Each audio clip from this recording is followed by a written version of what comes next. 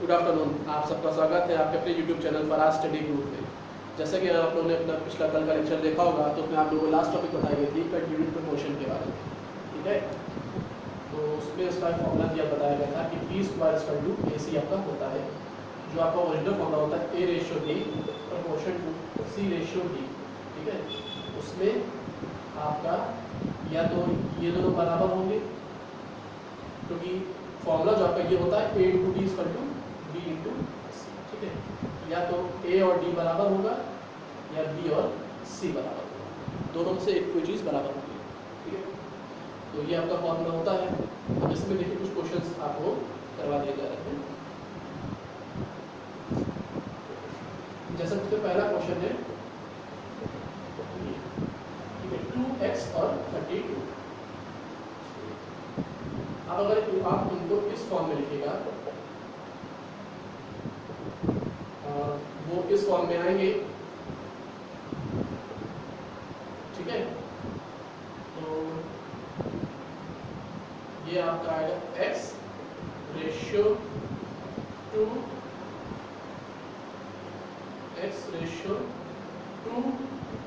Proportion to 32 ratio x।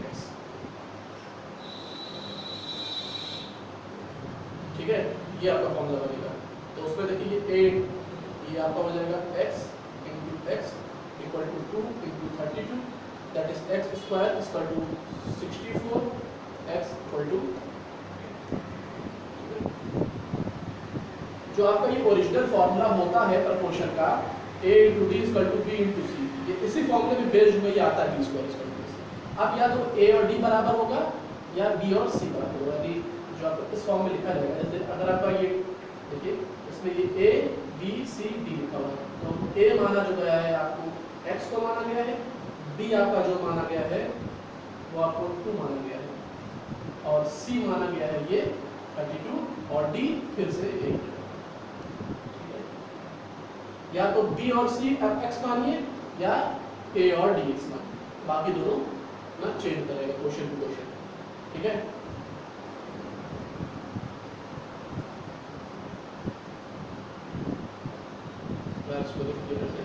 Question आपका ये था कि 2x और 32।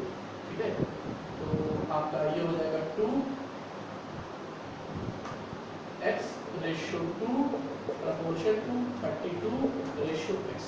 So this will become x into x equal to 2 into 32. That will be x square equal to 64, x equal to 8. ठीक है, इसका हम लोग देखेंगे स्क्रीनशॉट। तो ये आपका जो फॉर्मूला होता है उसी फॉर्मूले पे बेस्ड आपका क्वाड्रेटिक प्रोपोर्शन का formula b square equal to ac आता है। ठीक है, क्वेश्चन और देख लीजिए आप लोग। x 20 25, ठीक है, आपका a ratio b proportion to c ratio d, x ratio 20 proportion to 25 ratio x into x equal to 20 into 25, x square equal to 500, x equal to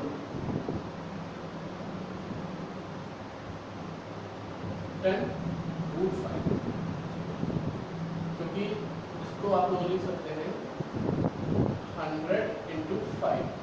ठीक है, इसलिए 100 का होता है 10 और 5 का होता है रूट। ठीक है, ये दोनों क्वेश्चन आपको देख लीजिए।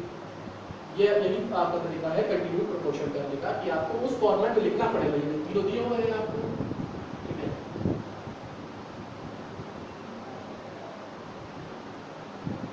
हो गया।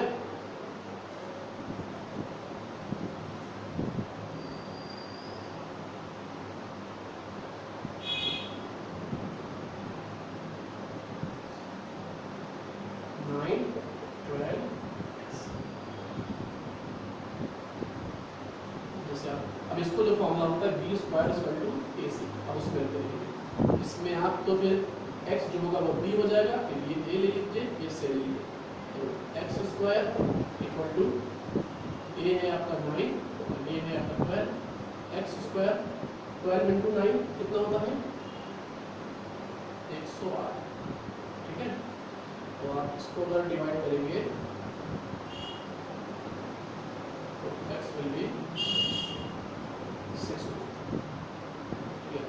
108 इसको आप लिख सकते हैं 36 इंटू 3, ठीक है। 36 इंटू 3 हो जाएगा, तो 36 का होता है 6 और 3 का होता है √3, ठीक है। अब अगर चाहे तो इसको भी आप उस चीज़ में कर सकते थे, 9 12x था, अब अगर आप इसको फॉर्म करना चाहें A ratio B proportion to C ratio B, ठीक है।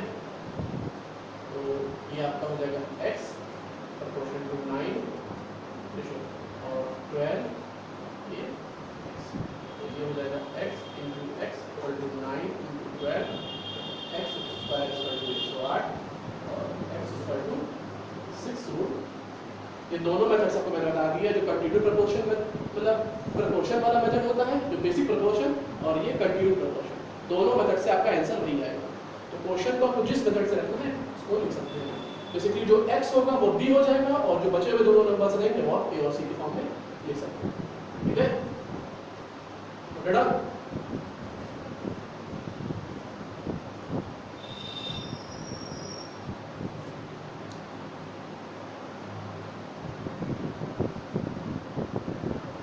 अब आपको एक दिया हुआ क्वेश्चन आ सकता है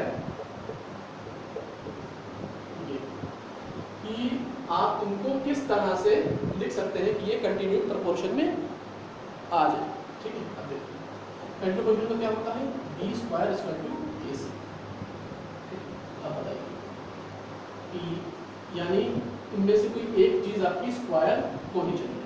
अब इनमें से ये भी स्क्वायर है, ये भी स्क्वायर है, तो बड़ा कौन सा है 36, 4 स्क्वायर, तो क्या होता है तो अगर आप यहाँ लिख देंगे b को ले लेंगे 4 और फिर ये 36 इंटू 12, इज इट पॉसिबल। अब आप 12 को ले लीजिए, 12 का स्क्वायर 36 इंटू 4, तो ये कितना हो जाएगा 144 और ये 144, यानी पॉसिबल है। तो a आपका है 36, b है आपका 4 और c है आपका 12।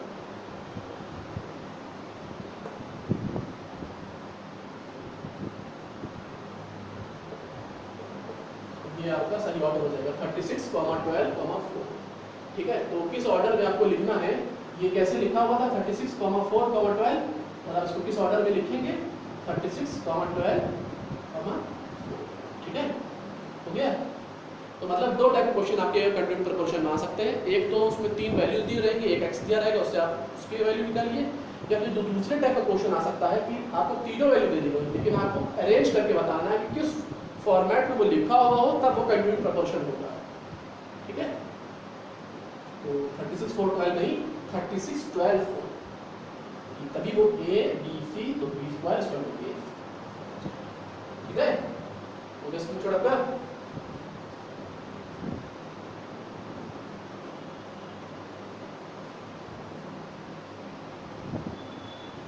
ठीक है।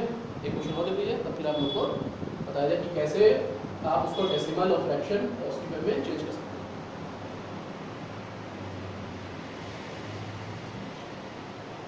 147, 3, ठीक है।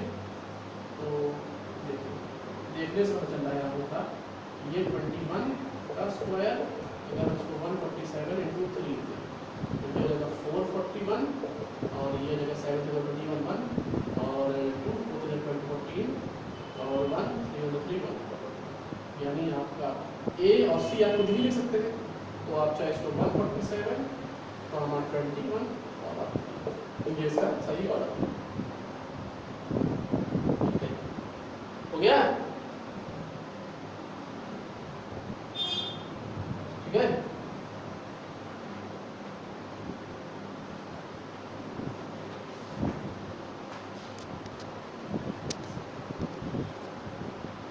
इसका आप लोग का अब अगली टॉपिक जो आप लोग की आती है कि कैसे अगर कोई आपका रेशियो दिया हुआ उसको कोई फ्रैक्शन में कन्वर्ट करके, अगर वो सिंपलेस्ट फॉर्म में नहीं तो सिंपलेस्ट फॉर्म में करके उसको डेसिमल या परसेंटेज में कैसे लिखना है,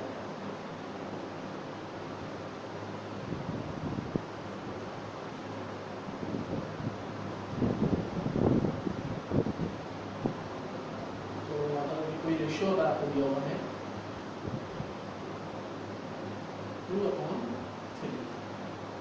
फ्रैक्शन में 2:3 अगर आपका दिया हुआ है, इसको फ्रैक्शन में कैसे लिखिएगा? सिंपल 2/3। अगर आप ये कह रहे हैं कि इसको आप डेसिमल फॉर्म में, तो अब ये ऐसे तो डिवाइड होगा नहीं, तो 0 लिखिए, पॉइंट डेसिमल लगा देंगे तो 20 हो जाएगा, तो 3 6 18, फिर 20, तो इस तरह से आपका 0.66 होगा। ठीक है, आप इसको परसेंटेज में करेंगे तो ये 66। ठीक है, इसी तरीके से किसी भी रेशियो को आप फ्रैक्शन में करके और फिर डेसिमल में परसेंटेज में कर सकते हैं। ये तो छोटा सा आपको याद हो सकता है, जैसे 7/20 बन गया, इसको कैसे करेंगे?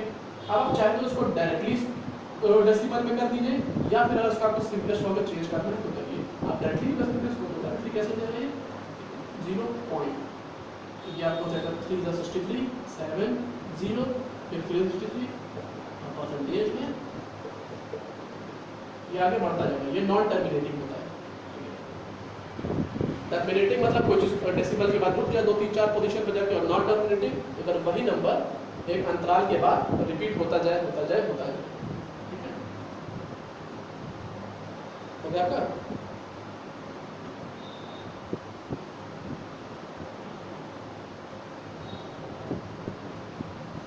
अब जैसे अगर आपको कोई प्रोपोर्शन दिया हुआ है 4:5 proportion to 8:12। अब अगर आपको ये पता करना है कि कैसे हम, जैसे कि कल की टॉपिक थी आप लोग की, उन्होंने पूछा था कि सर हमें समझ में नहीं आया तो बता दीजिए, तो 4:5 proportion to 8:12।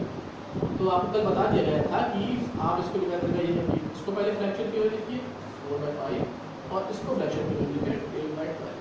ठीक है, इसको देखिए क्या ये सिंपलेस्ट फॉर्म में है? यस, इसका इन दोनों का CF1 है, ये है नहीं, अब उसको सिंपलेस्ट फॉर्म में कर दीजिए। इसको 2 से काटिए 4 बचा, 2 से काटिए 6 हुआ, फिर 2 से काटिए 2 बचा, इसको 2 से काटिए, तो ये 2/3 आ रहा है, ये 4/5 आ रहा है। इसका मतलब प्रोपोर्शन है नहीं। तो प्रोपोर्शन में लिखने के लिए आपको ये ध्यान रखना पड़ेगा कि जो दोनों तरफ के रेशियोज हैं, पहले तो वो दोनों सिंपलेस्ट फॉर्म में होने चाहिए, और सिंपलेस्ट फॉर्म होने के बाद उन दोनों के न्यूमरेटर्स आपस में बराबर हो और दोनों के डिनोमिनेटर आपस में बराबर। ठीक है, आगे समझ आप लोग को? देखिए ये आप लोग की प्रोपोर्शन का आप लोग का प्रोपोर्शन में एक चीज़ और बची है कि ये आप लोग का होता है, इसी चीज़ को आप लोग के सकता आगे एक चैप्टर आपको बताएगा, इसको बोला जाता है वेरिएशन। ठीक है, आप देखो कैसे वेरिएशन होता है। ये 4:5 8 अब 4 कैसे वेरिएट कर रहा है? 2 टाइम्स, तो 5 कैसे वेरिएट करेगा? वैसे तो वो भी 2 टाइम्स वेरिएट करेगा, तो आप इसको कैसे सकते? 4 अगर 2 टाइम्स है तो 5x की वैल्यू कितनी आ जाएगी? ठीक है, तो कैसे कोई नंबर अगर उसका ABCD 4 नंबर होते हैं प्रोपोर्शन में, अगर 2 नंबर कैसे एक ही फॉर्मेट में वेरिएट कर रहे हैं, बढ़ रहे हैं या घट रहे हैं, तो दूसरा ऑटोमेटिकली जो नंबर होगा वो वैसे भी बढ़ेगा। अगर 4 8 हो रहा है तो 5 भी 10 ही होगा, अगर उनको प्रोपोर्शन में रहना है। ठीक है, ऐसे पता नहीं कहा जाता कि एक घर में रहना है तो आपको एक दूसरे की मतलब बातें मान के चलना पड़ेगी, वैसे प्रोपोर्शन में होता है। अगर आपको प्रोपोर्शन में रहना है तो दोनों तरफ के रेशियोज को एक दूसरे का सिंपलेस्ट फॉर्म में रहना बहुत जरूरी है। ठीक है, एक दूसरे के उसमें रिफॉर्म में रहना है। एक नंबर जैसे A और C वाला जो होता है वो आपस में एक दूसरे के समान होने चाहिए, और B और D समान होने चाहिए। ठीक है, क्योंकि जो ये फॉर्मूला का होता है, जब तक ये फॉर्मूला ट्रू नहीं बैठेगा तब तक कोई भी चीज़ प्रोपोर्शन में नहीं होता है। ठीक है, तो अगर एक नंबर आपका 2 टाइम्स वेरिएट हो रहा है तो दूसरा भी होगा, इसका एक और फॉर्म होता है। अगर ये 2 आ रहा है तो 4 क्या यहाँ पे हो रहा है? 4 आपका आधा हो रहा है, तो 5 क्या होगा? 5 भी ज़ाहिर सी बात आधा ही होगा, तो 5 क्या हो जाएगा? तो ये चीज़ आप लोगों को याद रखने की ज़रूरत है कि कैसे आपका कोई नंबर बढ़ रहा है और कोई नंबर घट रहा है, किस फॉर्म में, प्रोपोर्शन के अंदर। ठीक है, इसको देख लीजिए आप लोग।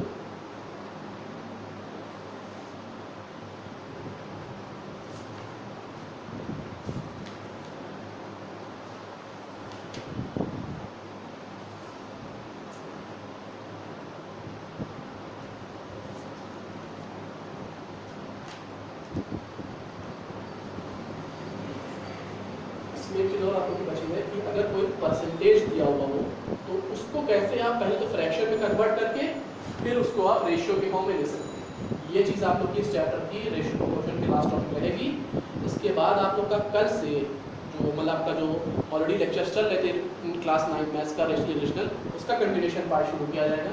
फिर जो नेक्स्ट संडे से आप लोग का जो आने वाला संडे है, जो कि 4 दिन बाद आने वाला है, उसमें आप लोग को बताया गया था कि मैथ्स और कंप्यूटर दोनों की चलेगा। तो अब अगले संडे से कंप्यूटर की टॉपिक शुरू की जाएगी, जिसमें कि पहली टॉपिक आपकी जो ली जा रही है वो है नंबर सिस्टम। ठीक है, नंबर सिस्टम वही होता है कि इसमें आपका basically decimal number system, octal number system, hexadecimal number system और बाइनरी नंबर सिस्टम, इसको पूरा डिटेल में इनका कन्वर्जन आपको आपके ये जो 4 क्लासेस होते हैं इससे पूरा एक्सप्लेन किया जाएगा। ठीक है, ये आपका रेशियो प्रोपोर्शन क्लास की आपकी क्लास रहेगी। देख लीजिए लास्ट टॉपिक बची इसकी। अब जैसे कोई दिया हुआ है 40%, परसेंटेज मतलब क्या होता है, ये 100 से बेसिकली मल्टीप्लाइड होता है। तो 40% को आप लिख सकते हैं 40/100। अब इसमें से देखिए इसको कैंसिल करिए, 2 से 20, 50, 10, 25, 2, 5। तो ये क्या आ जाएगा, सिंपलेस्ट फॉर्म में आ गया 2:5 और रेशियो में 2:5 हो गया था। कैसे परसेंटेज को आप इसमें, अब अगर कोई परसेंटेज आपके डेसिमल में दिया हो जैसे कि 17.5%, इसको कैसे कन्वर्ट करेंगे, ये भी वैसे होगा 17.5/100। ठीक है, अब इसमें बस एक बार करेगा कि देखिएगा कितने प्लेस के बाद डेसिमल है। ये 1 प्लेस एक ही मतलब डेसिमल प्लेस है, तो इसको अभी आप 10 से, इसको भी 10 से, तो ये हो जाएगा 175। आप 25 से कैंसिल कर दीजिए, ये आपका 7 टाइम्स जाएगा 25 और ये हो जाएगा 40, यानी रेशियो में 7:4। ठीक है, ये आप लोग देख रहे हो कि सर ने इसको डायरेक्ट डिवाइड कर दिया है।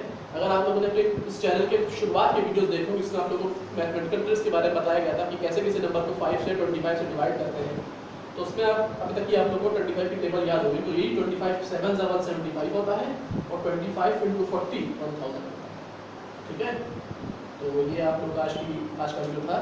अगर अभी तक कि आप लोगों ने इस चैनल को सब्सक्राइब नहीं किया तो सब्सक्राइब करके बेल आइकन को दबा दिए ताकि आपको लेटेस्ट नोटिफिकेशन मिलते रहे, और इस वीडियो को ज़्यादा लाइक, शेयर और व्यू करिएगा। Thank you.